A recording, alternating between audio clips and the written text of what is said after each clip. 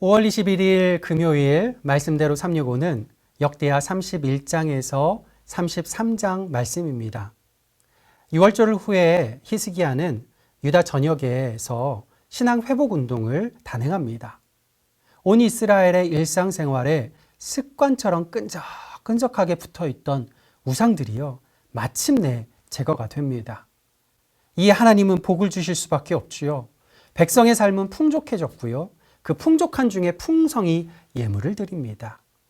그 예물이 너무 풍성해서 성전에서 수종드는 제사장들 또 레위인들의 생활에 쓰고도 훨씬 더 넘치게 되지요. 이에 히스기야는 남은 예물을 저장하게 됩니다. 지방 성읍들과 시골 지역 소외된 레위인들에게까지 분배하는 행정 시스템을 만들어 갑니다.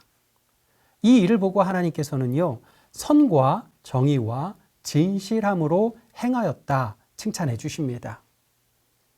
우리 영락교회처럼요, 교회 규모가 커지다 보면 제도나 부서 그 안에서 섬기는 사역들이나 행정일들이 시스템화, 관료화 될 수밖에 없는데요. 이런 관료주의가 자칫 딱딱하고 계급적이 되어서 그 부작용으로 흔히들 교회 일하다 보면 기피하다 보면 상처도 받고 신앙도 떨어진다, 이런 이야기들을 하는데요. 사실 영적 흐름을 차단하는 구조가 있지만 그것을 연결해서 흘러가게 하는 구조는 완전히 다른 겁니다. 하나님과 그분의 종들을 섬기는 일에 히스기야와 백성들이 만들어낸 시스템은요, 주님의 칭찬을 오롯이 받는 선한 사역이었습니다. 이 일로 하나님은 왕과 백성에게 넘치는 복과 형통을 주시지요. 그런데 진짜 복은 때로 복처럼 보이지 않을 때도 있습니다. 이후의 사건을 보면 남유다를 뒤덮은 그 사건은 아수르 대군의 침공이었죠.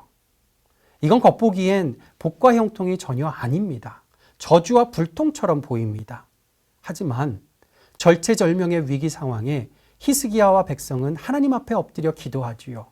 이 하나님은 천사를 보내 아수르 대군을 멸하십니다. 이 같은 승리는요, 인류 역사상 전무후무합니다.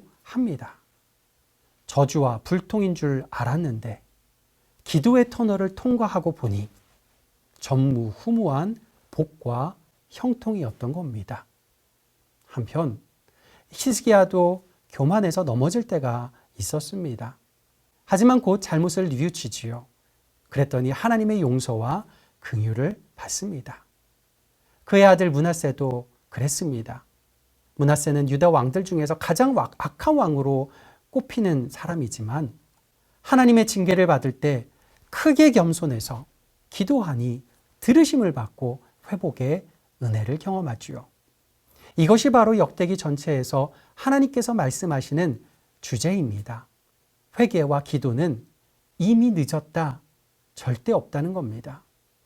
반면 므낫세의 아들 아몬은 끝까지 회개하지 않아서, 기도하지 않아서 비참한 최후를 맞이하게 됩니다.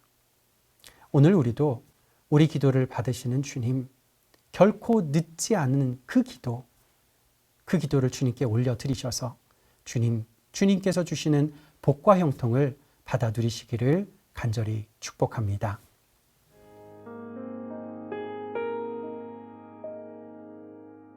(5월 21일) 금요일이 되었습니다.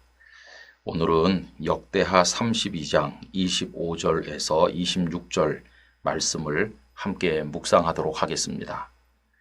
히스기야가 마음이 교만하여 그 받은 은혜를 보답하지 아니하므로 진노가 그와 유다와 예루살렘에 내리게 되었더니 히스기야가 마음의 교만함을 뉘우치고 예루살렘 주민들도 그와 같이 하였으므로 여호와의 진노가 히스기야의 생전에는 그들에게 내리지 아니하니라. 아멘. 유감스럽게도 우리들의 삶과 신앙은 반비례할 때가 많이 있습니다. 삶이 어려워지면 신앙은 무르익어 하나님과 가까워지고, 또 반대로 삶이 형통하고 평안해지면 하나님을 멀리하기 쉽다는 것입니다. 우리의 삶이라고 하는 것은 언제나 평탄한 지경에 머무는 것만은 아닙니다. 어떤 때는 가파른 오르막을 올라가죠. 그러면 너무 힘들어서 숨이 턱턱 차오르는데 그때는 오히려 하나님께 기도하고 하나님을 가까이 합니다. 그런데 여러분, 내리막을 천천히 걸어 산책하듯 내려가는 것처럼 삶이 형통하고 평안하면 하나님을 잊어버리기 쉽고 교만해지기가 쉽습니다. 이게 참 안타까운 우리들의 모습이죠. 그런데 히스기야에게서도 이런 모습을 찾아볼 수가 있습니다. 히스기야에게도 인생의 오르막이 있었죠. 그것은 다른 게 아니라 아스로 왕 사네립의 18만 5천 명의 대군이 예루살렘을 겹겹이 포위했을 때입니다. 또 그가 죽을 병에 걸려서 나이 39에 하나님께서 너의 삶을 정리하라 말씀을 하셨을 때입니다. 이때는 정말 숨이 차는 가파른 오르막길을 만난 것이라고 하겠습니다. 그런데 이렇게 힘들 때 오히려 그는 하나님과 가까워졌습니다. 성전에 올라가서 사네립의 군대를 물리쳐 주시도록 눈물로 기도했고 또 자신의 죽을 병을 고쳐주시도록 기도했는데 하나님께서는 그의 기도를 들으셨지요. 그래서 사네립의 군대를 물리쳐서 예루살렘과 유다를 구원하셨고 그의 병을 치료하시면서 15년의 생명을 연장해 주셨습니다. 그 다음에 히스기야는 이제는 평탄대로를 걷듯이 아니 오히려 천천히 내리막을 걸어 내려가듯이 콧노래를 부르면서 이제는 만사가 형통한 듯이 보였는데 그때는 교만해지고 말았어요. 오늘 읽은 본문 가운데서 25절 말씀이 바로 그것입니다. 히스기야가 교만하여 하나님의 은혜에 보답하지 아니하고 하나님의 마음을 섭섭하게 해드렸다고 하는 것입니다. 그러자 하나님의 진노가 그에게 임하게 되는데 그때는 오히려 그가 또 하나님 앞에 회개하고 뉘우친 것을 볼 수 있죠. 그게 26절입니다. 그랬더니 하나님께서는 그에게 진노를 내리지 아니하시고 그 뒤로 연기하셨다고 말씀을 하고 있습니다. 여러분, 삶이 오르막이든 내리막이든 그것과 상관없이 우리의 인생의 환경이 좋든 어렵든지 상관없이 언제나 하나님을 가까이 해야만 되겠습니다. 그렇게 하면 하나님께서 얼마나 기뻐하실까요? 환경이 좋을 때는 하나님을 떠나고 환경이 어려울 때만 도와주세요 하면서 하나님께 가까이 나온다면 이것은 온전한 신앙의 모습은 아닐 것입니다. 형편에 상관없이 우리들의 삶의 모습에 상관없이 여러분 주님을 사랑합시다. 주님을 가까이 하고 언제나 주님께 기도합시다. 우리의 삶의 행복이라고 하는 것은 오르막인가 내리막인가 하는 데 달려있는 게 아니라 주님께 달려 있습니다. 오르막을 올라도 행복할 수 있고 내리막을 걸어가도 불행할 수 있는 것입니다. 오직 주님께 가까이 하며 주님께만 기도할 때 주께서 우리를 붙드실 줄로 믿습니다. 전능하신 아버지 하나님, 환경이 좋아지고 삶이 평탄해지면 교만해지는 저희들인데 어리석음을 용서해 주시옵소서.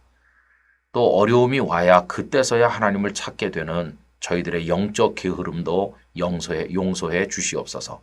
저희로 하여금 삶의 상황이 오르막이든 내리막이든 언제나 주님을 가까이 하고 주님께 무릎 꿇어 기도하는 일관된 믿음의 모습을 허락하시고 하나님께서 내려주신 참 복을 누리게 하여 주시옵소서.